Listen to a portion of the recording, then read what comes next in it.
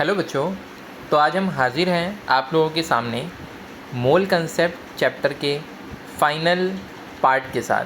ठीक है, और हम लोगों ने अभी तक एनसीईआरटी की हाईलाइट पार्ट 1 कंप्लीट कर ली थी। अब हम लोग करने वाले हैं एनसीईआरटी की हाईलाइट पार्ट 2, जिसके बाद ये चैप्टर जो है कम्प्लीटली फिनिश हो जाएगा। ठीक है, तो देखिए मल्टीप्लिकेशन एंड डिवीज़न, अभी तक हम लोगों ने लास्ट जो टॉपिक किया था वो क्या था, साइंटिफिक नोटेशन।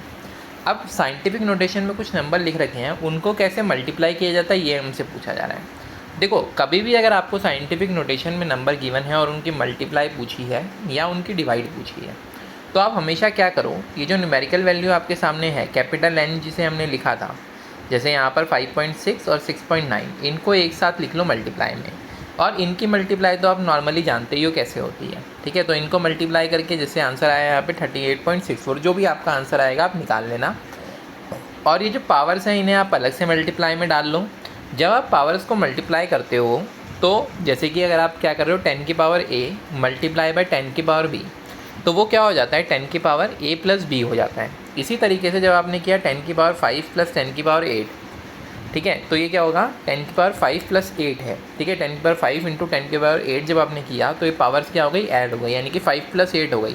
तो अब पावर क्या है हमारे पास 10 टू द पावर 13। ठीक है, अब देखो ये जो नंबर है ये साइंटिफिक नोटेशन में नहीं है 38.64।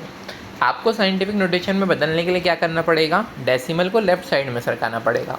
और मैंने आपको बताया हुआ है जब भी आप डेसिमल को लेफ्ट हैंड साइड पर सरकाते हैं तो पावर एक बढ़ जाती है। तो 13 थी, 13 में आप एक और बढ़ा दो तो पावर कितनी हो जाएगी, 14 हो जाएगी। चलिए बढ़ते हैं हम अगले एग्जाम्पल पर। देखिए यहाँ पर भी सेम ही सिचुएशन है। यहाँ पर भी आपके पास 9.8 into 10 to the power -2 multiply by 2.5 into 10 to the power -6 given है। आपको क्या करना है, यहाँ पर 9.8 को मल्टीप्लाई कर दो 2.5 से और पावर्स को अगेन ऐड करो, -2 प्लस में -6। देखो ये कंफ्यूज मत होना कि पावर सब्सट्रैक्ट हो रही है, पावर तो अभी भी ऐड ही हो रही है। ठीक है, साइन दोनों माइनस के हैं तो माइनस माइनस दोनों क्या हो जाते हैं, प्लस हो जाते हैं। साइन माइनस का ही रहता है ना, दोनों चीज़ें ऐड हो जाएंगी। तो -2 -6 यानी कि -8। अभी भी देखो ये वैल्यू जो आई है साइंटिफिक नोटेशन में नहीं है।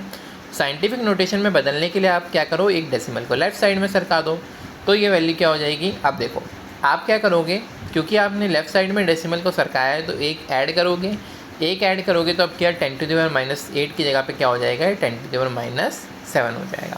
ठीक है, इसी तरीके से हम लोग डिवाइड को भी सॉल्व कर सकते हैं। डिवाइड में भी देखो आपको क्या करना है, जो भी न्यूमेरिकल वैल्यूज गिवन है 2.7 और 5.5 इनको आप अलग से डिवाइड कर लो, जो भी आपका आंसर आएगा। और देखो जब भी पावर्स क्या होती है डिवाइड में होती है तो वो माइनस हो जाती है, यानी कि 10 की पावर a डिवाइडेड बाई 10 की पावर b अगर होता तो वो हो जाता 10 की पावर a माइनस b। तो इसी तरीके से यहाँ पर 10 की पावर -3 डिवाइडेड बाई 10 की पावर 4, तो ये ऊपर जाएगा तो माइनस का हो जाएगा, यानी कि 10 की पावर -3 और 10 की पावर -4, तो यानी हो गया -3 -4, ये हो गया 10 की पावर -7। अगेन ये जो नंबर हमारा आया है साइंटिफिक नोटेशन में नहीं है। इसे साइंटिफिक नोटेशन में करने के लिए आपको डेसिमल को राइट हैंड साइड में सरकाना पड़ेगा। जब भी आप डेसिमल को राइट हैंड साइड में सरकाओगे तो आप क्या करोगे, पावर एक माइनस कर दोगे। -7 ऑलरेडी थी, एक आपने और माइनस कर दी, तो इसका मतलब अब आपका आंसर जो आएगा वो आएगा 4.909 इंटू 10 टू द पावर -8। ये इसकी साइंटिफिक नोटेशन है। चलिए हम देखते हैं अगले कंसेप्ट को, एडिशन एंड सब्सट्रैक्शन, कि किस तरीके से हम यहाँ पर एडिशन और सब्सट्रैक्शन कर सकते हैं। देखो एडिशन और सब्सट्रैक्शन जब आप यहाँ पर करोगे तो आपको क्या करना है, इसी तरीके से आप देखो, जैसे यहाँ पर आपको नंबर गिवन है 6.65 और दूसरा गिवन है 8.95 इंटू 10 टू द पावर 3। अब आप क्या करो, इन नंबर्स को सबसे पहला काम एक कर सकते हो आप, क्या इनकी क्या करो, पावर सेम बना लो। ठीक है, आप पावर सेम बना लोगे तो पावर क्या आ जाएगी, कॉमन आ जाएगी। ठीक है, आप जैसे यहाँ पर देखो, अगर हमने यहाँ पे दोनों की पावर सेम बना ली, 10 की पावर 4 बना दिया, इसको भी कैसे बनाया, क्या किया, डेसिमल को हमने एक प्लेस लेफ़्ट में शिफ्ट कर दिया। ठीक है, तो इस तरीके से हमने इसको भी बना लिया। तो देखो ये हो गया 6.65 प्लस में 0.895, क्योंकि 10 की पावर 4 तो क्या आ गया है, कॉमन आ गया है। तो हमारा आंसर आया 7.545 इंटू 10 टू द पावर 4। और ये आप जानते हैं कि ये साइंटिफिक नोटेशन में ही गिवन है। अगर हम बात करें सब्सट्रैक्शन की, तो सब्सट्रैक्शन में भी आप ऐसे ही कर सकते हैं। देखिए ये 2.5 इंटू 10 टू द पावर -2 था और ये 4.8 इंटू 10 टू द पावर -3 था। आप यहाँ पर क्या कर सकते हैं, इसे भी आप 10⁻² में कन्वर्ट कर सकते हैं, ठीक है।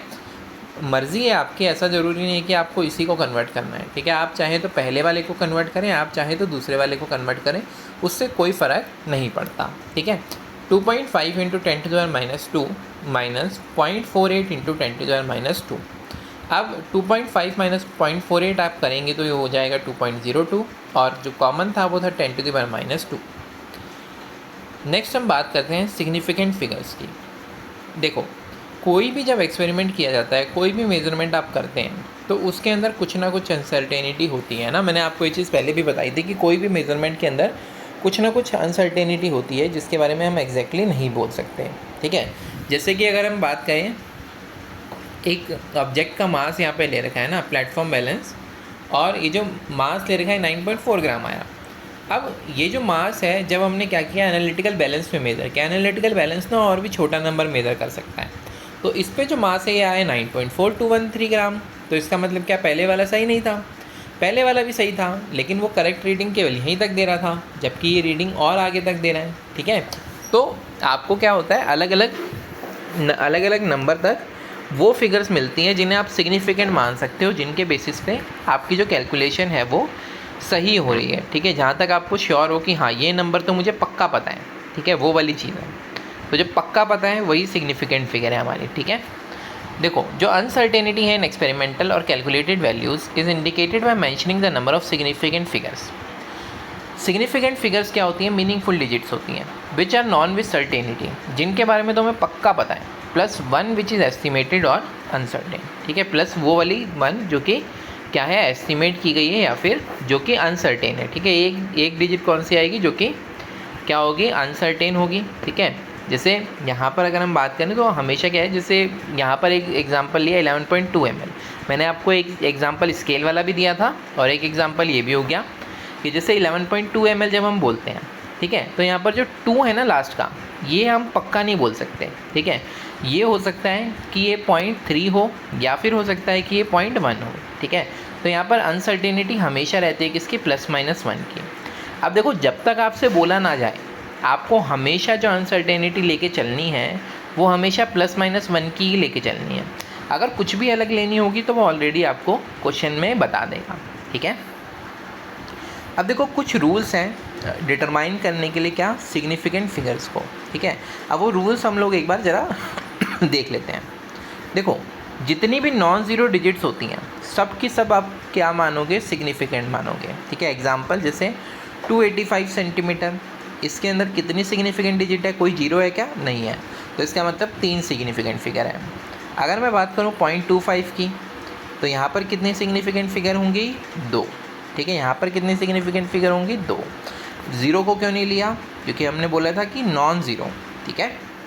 फिर देखो, सेकंड पॉइंट क्या है, zeros preceding to first non zero digit are non significant, यानी कि ऐसे ज़ीरो जो किसी नॉन ज़ीरो डिजिट से पहले आ रहे हैं, जैसे यहाँ पर 0.25 में ऐसा ही हो रहा था, उनको हम क्या मानेंगे, उनको नहीं लेंगे, ठीक है, उनको हम नहीं लेंगे। ये केवल क्या बताते हैं, डेसिमल पॉइंट की पोजीशन को बताते हैं, ठीक है। जैसे कि 0.03, अब देखो 3 से पहले कितने जीरो आ रहे हैं, 2, पर उनको काउंट नहीं करना, तो मत करो, 1 सिग्निफिकेंट फिगर आएगी। अगर बात करें 0.052 की, तो यहाँ पर देखो 52 से पहले कितने जीरो आ रहे हैं, 3, पर मत काउंट करो, तो कितनी सिग्निफिकेंट फिगर आएंगी, 2। अब देखो, ज़ीरोज़ जो हैं किसके बीच में, 2 नॉन ज़ीरो डिजिट के बीच में, उन्हें आपको गिनना पड़ेगा। जैसे 2.005, अब देखो इसके आगे भी सिग्निफिकेंट, इसके पीछे भी सिग्निफिकेंट, ठीक है, इसके आगे भी नॉन ज़ीरो, इसके पीछे भी नॉन ज़ीरो, तो इसको सबको गिनो, तो इसका मतलब 4 सिग्निफिकेंट फिगर, ठीक है। और जो ज़ीरोज़ किस पे आ जाते हैं, एंड या राइट पे नंबर के आ जाते हैं, उनको आपको गिनना पड़ेगा, ठीक है। उनको आपको क्या करना पड़ेगा, गिनना पड़ेगा। बस एक ही शर्त है कि वो क्या होने चाहिए, right side of decimal point होने चाहिए। जैसे कि 0.200 ग्राम, देखो भाई सिग्निफिकेंट फिगर के राइट में आ रहा है, नॉन ज़ीरो डिजिट के राइट में आ रहा है, तो अब देखो 2 ज़ीरो आ रहे हैं, ठीक है, और ये भी है कि डेसिमल के बाद आ रहे हैं, तो इसका मतलब यहाँ पर तो सिग्निफिकेंट फिगर में जीरो भी गिने जाएंगे। कौन से वाले गिने जाएंगे, 2 के बाद वाले गिने जाएंगे। तो एक तो 2 हो गया और 2 जीरो हो गए, तो मतलब 3 सिग्निफिकेंट फिगर गिनी जाएंगे, ठीक है। और अगर जैसे मान लो 100 लिखा है, यहाँ पे तो कोई डेसिमल नहीं है, तो केवल एक ही सिग्निफिकेंट फिगर होगी, ठीक है। लेकिन 100.0 अगर लिखा है तो आपने क्या कर दिया, यहाँ पे डेसिमल लगा दिया।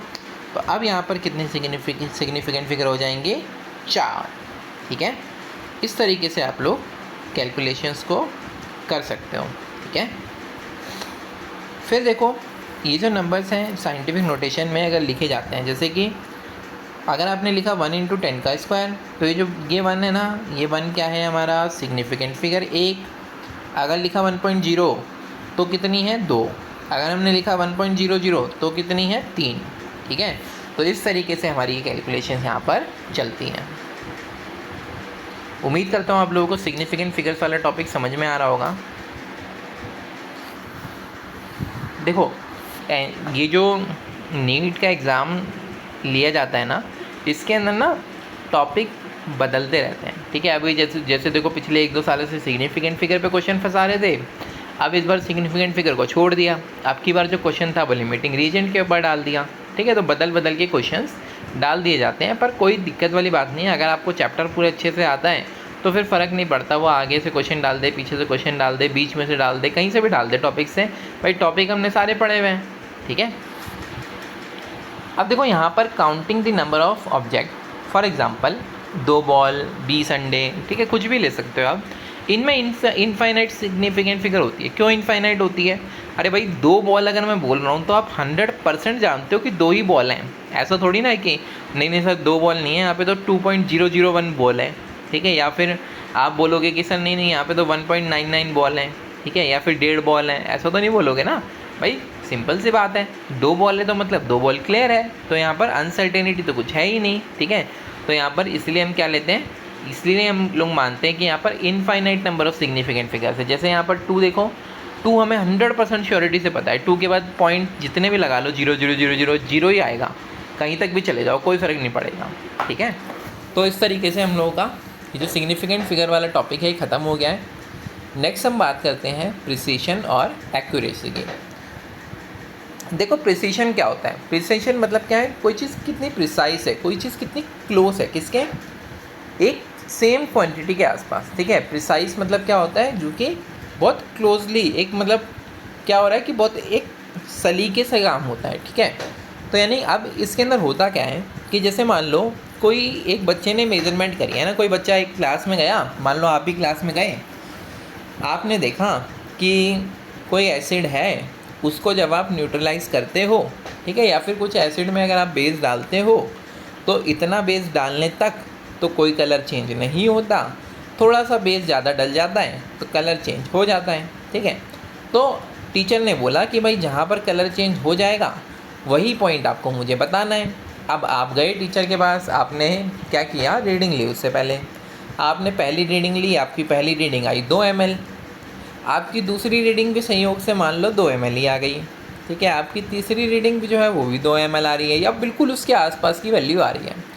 तो अब देखो भले ही उसकी वैल्यू आपकी सही है नहीं है, ठीक है, वो बात की बात है, पर आप प्रिसाइज बहुत हो, आपने जो वैल्यू निकाली है आप उसके आसपास की ही वैल्यू हमेशा निकाल रहे हो, ठीक है। तो वो क्या है, प्रिसीशन। सेकेंड चीज़ क्या है, एक्यूरेसी, ठीक है। एक्यूरेसी क्या है भाई, जो असल वैल्यू है उससे कितना मिलता जुलता है। मान लो आपको क्लास में भेजा, ठीक है, टीचर ने बोला कि आज एक काम करो, ये एक इंस्ट्रूमेंट मैंने तुमको दिया है, तुम ग्रेविटेशनल एसिलरेशन की वैल्यू निकालो, है ना, जी की वैल्यू निकालो। जी की वैल्यू आप सब जानते हो कितनी होती है, 9.8 मीटर पर सेकेंड स्क्वायर। अब आप गए लैब में, आपने निकाला कि भाई आपकी सारी वैल्यू जो है 9999 आ रही है। अब भाई आप तो कह रहे हो कि आप तो खुश हो गए कि मेरी वैल्यू तो बड़ी प्रिसाइज है, इसका मतलब तो सही होगी। पर टीचर ने बोला कि भाई ये क्या है, ये तो है ही नहीं वैल्यू, ठीक है, हमें तो कितनी वैल्यू चाहिए थी, 9.8 चाहिए थी, ठीक है। तो इसका मतलब जो आपने कैलकुलेशन की वहाँ पर क्या हो गई, गलत हो गई, ठीक है। तो एक्यूरेसी क्या है कि अगर आपकी वैल्यू ट्रू वैल्यू के आसपास है तो इसका मतलब आप क्या हो, आप एक्यूरेट हो। जैसे मान लो कि अगर मान लो आपकी वैल्यू आ जाती 9.7 या 9.9 तो टीचर खुश होता कि हाँ मतलब बच्चे ने काफ़ी आसपास की वैल्यू आई है, ठीक है। तो देखो यहाँ पर true value for a result is 2 ग्राम, ठीक है। और स्टूडेंट एक अगर टेक करता है 2 मेजरमेंट और रिपोर्ट करता रिजल्ट एज कितना 1.95 ग्राम और 1.93 ग्राम। ये जो वैल्यूज़ हैं क्या है, प्रिसाइज हैं as they are close to each other, क्योंकि एक दूसरे के क्लोज हैं, पर ये वैल्यूज़ क्या है, एक्यूरेट नहीं है। ठीक है, अब भाई रियल वैल्यू तो दो, आप ला रहे हो 1.95 और 1.93, आपने सोचा कि टीचर शाबाशी देगा। ठीक है, पर टीचर ने बोला कि भाई वैल्यू को सही करके लाओ, वैल्यू गड़बड़ है। ठीक है, अब देखो एक और बच्चा था, उस बच्चे ने क्या किया 1.94 और 2.05 निकाली। अब ये जो वैल्यू है ये क्या है, ये वैल्यू जो है ये ना तो प्रिसाइज है ना एक्यूरेट है। पहले वाले बच्चे की वैल्यू एटलीस्ट प्रिसाइज तो थी, मतलब अपनी वैल्यू के आसपास थी। अब इस बच्चे की वैल्यू तो एक कहीं जा रही है, दूसरी कहीं जा रही है। ठीक है, स्टूडेंट सी ने भी इस एक्सपेरिमेंट को किया, उसकी वैल्यू क्या आई 2.01 और 1.99। तो अब ये बच्चा देखो दो के आसपास भी है और प्रिसाइज भी अपनी वैल्यू के भी आसपास है। ठीक है, तो इस तरीके से आप क्या कर सकते हो, प्रिसीजन और एक्यूरेसी को समझ सकते हो। ठीक है, चलिए नेक्स्ट हम बात करते हैं addition and subtraction of significant figure. यही जो टॉपिक है जिस पे क्वेश्चन एग्ज़ाम में पूछा जा रहा है। ठीक है, पिछले कुछ समय से पूछा जा रहा है, इससे पहले 25-30 साल पहले इससे क्वेश्चन आते थे, अब इससे क्वेश्चन बीच में नहीं आ रहे थे, फिर अब दोबारा इससे क्वेश्चन आने शुरू हो गए थे। ठीक है, अब जैसे इस बार दोबारा नहीं आया। तो देखो addition and subtraction significant figure, जो रिज़ल्ट है उसके अंदर ज़्यादा डिजिट नहीं हो सकती। ये क्या कहता है कि जो रिज़ल्ट है उसके अंदर ज़्यादा डिजिट नहीं हो सकती, किसमें, right side of decimal point में, then either of the original numbers. यानी कि ओरिजिनल जो भी नंबर है, हमने जितने भी नंबर को ऐड कर रहे हैं, सब्ट्रैक्ट कर रहे हैं ना, उनमें अगर जो मिनिमम डेसिमल पॉइंट के बाद डिजिट हैं उससे ज़्यादा नहीं हो सकती आंसर में। अब देखो 12.11 डेसिमल के बाद 2 डिजिट, 18.0 डेसिमल के बाद 1 डिजिट और 1.012 डेसिमल के बाद 3 डिजिट। पर हमने क्या बोला है कि भाई कोई सी भी डिजिट पकड़ो और उसमें क्या होना चाहिए, आपको ये दिखना चाहिए कि मिनिमम। ठीक है, राइट साइड में देखो डेसिमल के बाद एक नंबर आ रहा है किसके अंदर, सेकंड वाले नंबर में, तो उसके हिसाब से आपका आंसर होगा। 31.122 आ गया आपका, पर आप जानते हो कि आंसर सही नहीं है।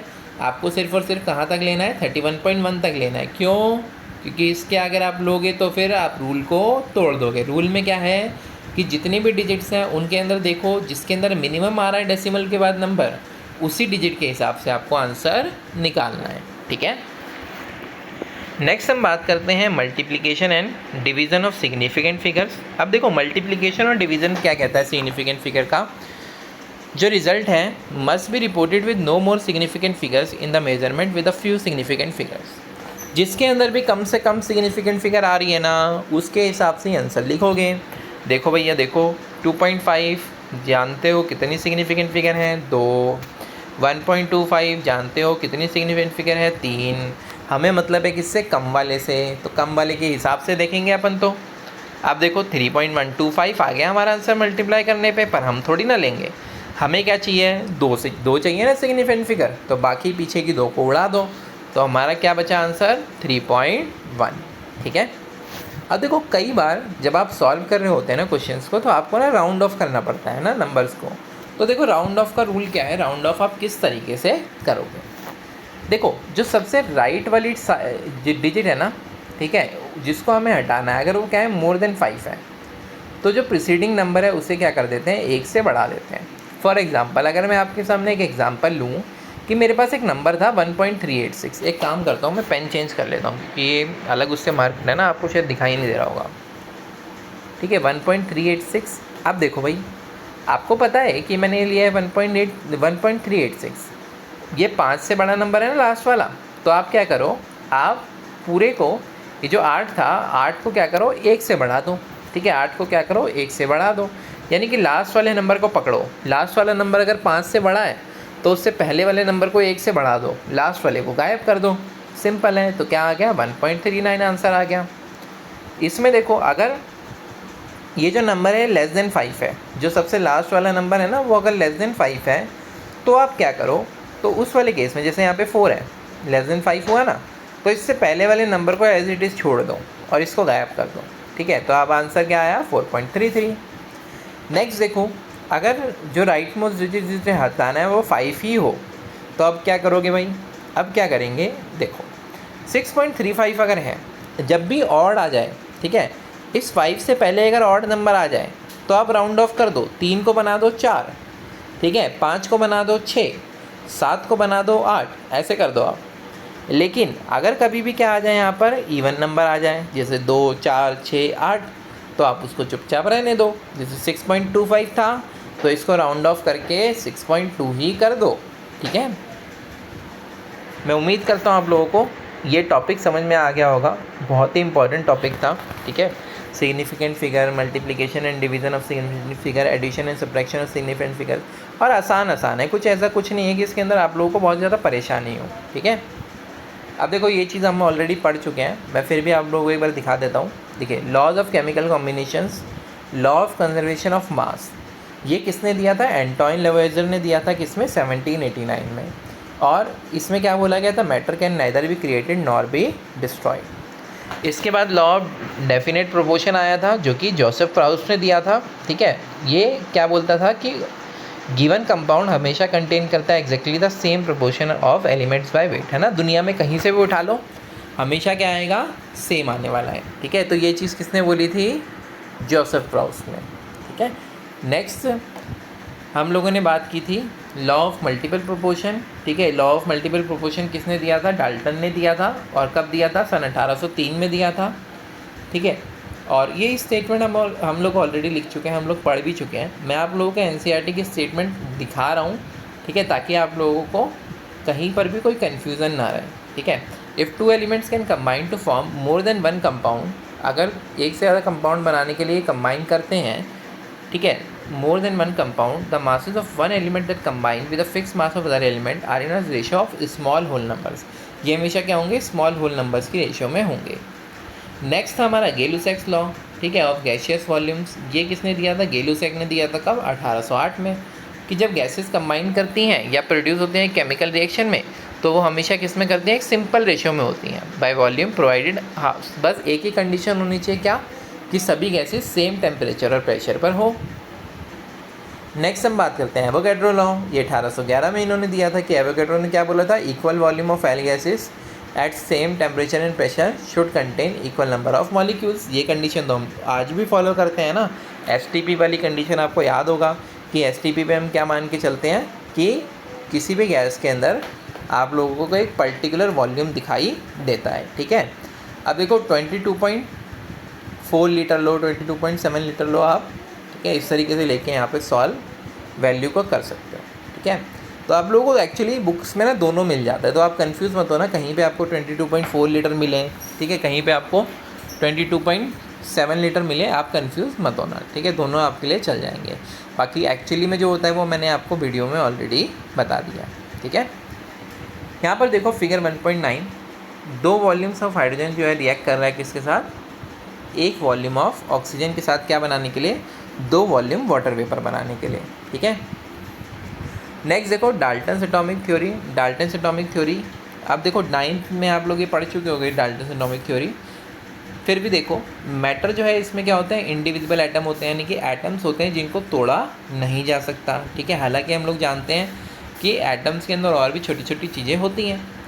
ऑल एटम्स, जितने भी एटम्स है किसके? एक एलिमेंट्स के, उनकी आइडेंटिकल प्रॉपर्टी होती है, जैसे कि आइडेंटिकल मास। एटम्स जो है डिफरेंट एलिमेंट्स के वो मास में डिफर करते हैं।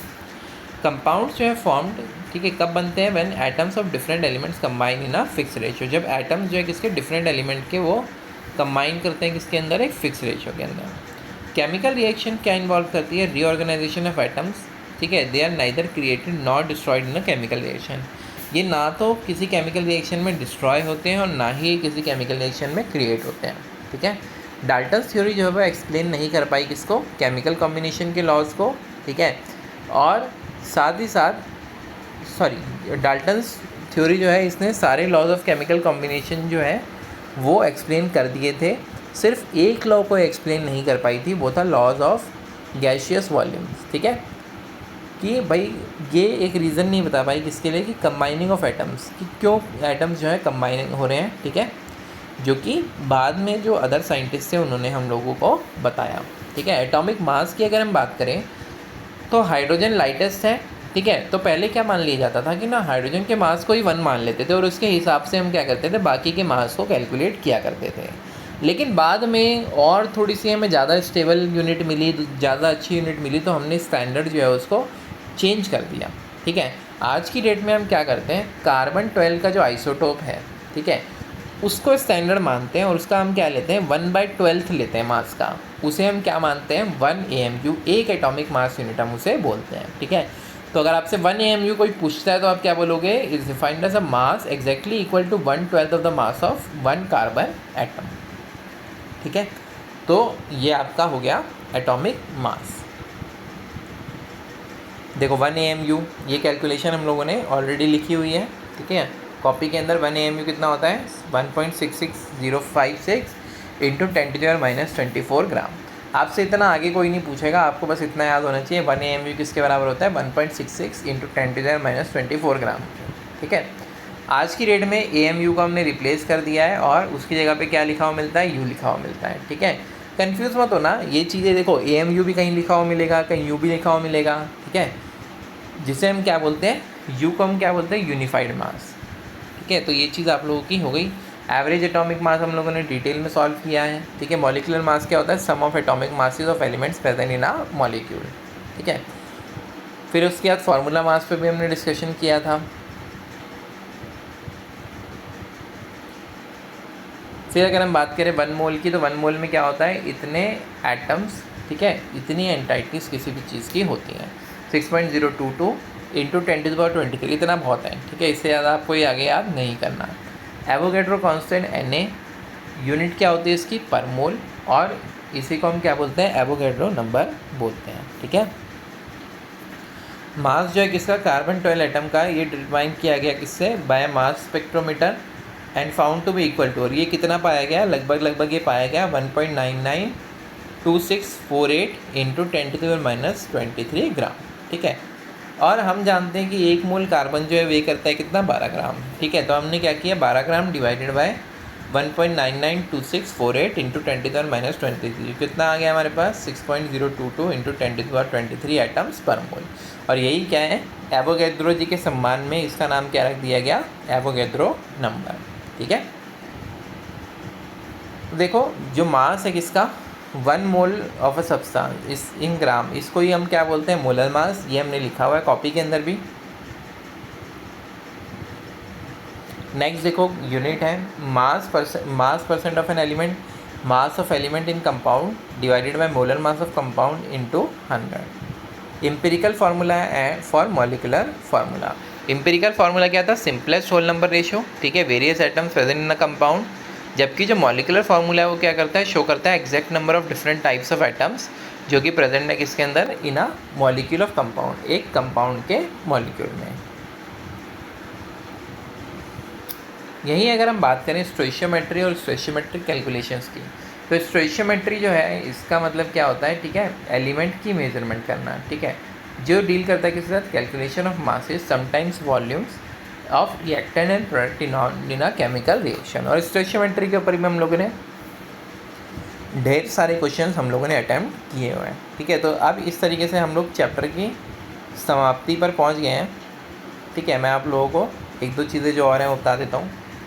लिमिटिंग रीजन भी हम लोगों ने किया हुआ है, ठीक है, जो कि रिएक्शन में पहले ख़त्म हो जाता है और उसी के हिसाब से प्रोडक्ट बनता है, उसी को हम क्या बोलते हैं लिमिटिंग रीजन।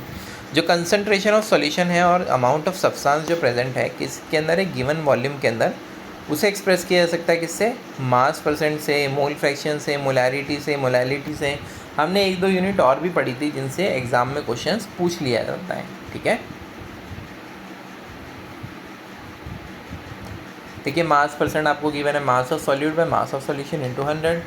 इसी तरीके से आपको मोल फ्रैक्शन भी गिवन है, ठीक है। मोल फ्रैक्शन आपको कितना गिवन है, number of moles of A divided by number of moles of solution, ठीक है, Na अपॉन में Na प्लस में Nb। इसी तरीके से आपको गिवन है मोलैरिटी क्या होती है, number of moles of solute divided by volume of solution in litres, ठीक है। और हमने इसका एक फार्मूला भी पढ़ा था, जब डाइल्यूशन का केस होता है तो फार्मूला क्या लगाते हैं, m1 into v1 is equals to m2 into v2। ये फार्मूला हम डाइल्यूशन के केस में यूज़ किया करते थे, ठीक है। और भी हम लोगों ने फार्मूले पढ़े थे कि जब एसिड्स और बेसिस को मिक्स किया जाता है तो किस तरीके से कैलकुलेशंस की जाती हैं, ठीक है। नेक्स्ट है मोलैलिटी। ये जो मोलैलिटी है ये क्या है, molality m number of moles of solute divided by mass of solvent in kg, ठीक है। तो इसके साथ ये जो चैप्टर की थ्योरी है ये हम लोगों की यहाँ पर ख़त्म होती है। अब देखो ये एक पेज आप लोगों के लिए मैंने यहाँ पे छोड़ा है, जिसके अंदर आप क्या कर सकते हो, अपने एक्स्ट्रा नोट्स यहाँ पर डाल सकते हो, ठीक है, ताकि आप लोग आसानी से रिवीजन कर सको। और अगर आप लोगों को कोई भी डाउट है तो फिर आप मेरे नंबर पे कांटेक्ट कर सकते हैं, जो कि है 8467912306। चलिए आज की क्लास को यहीं पे ख़त्म करते हैं। टाटा, गुड बाय और ऑल और हैप्पी लर्निंग।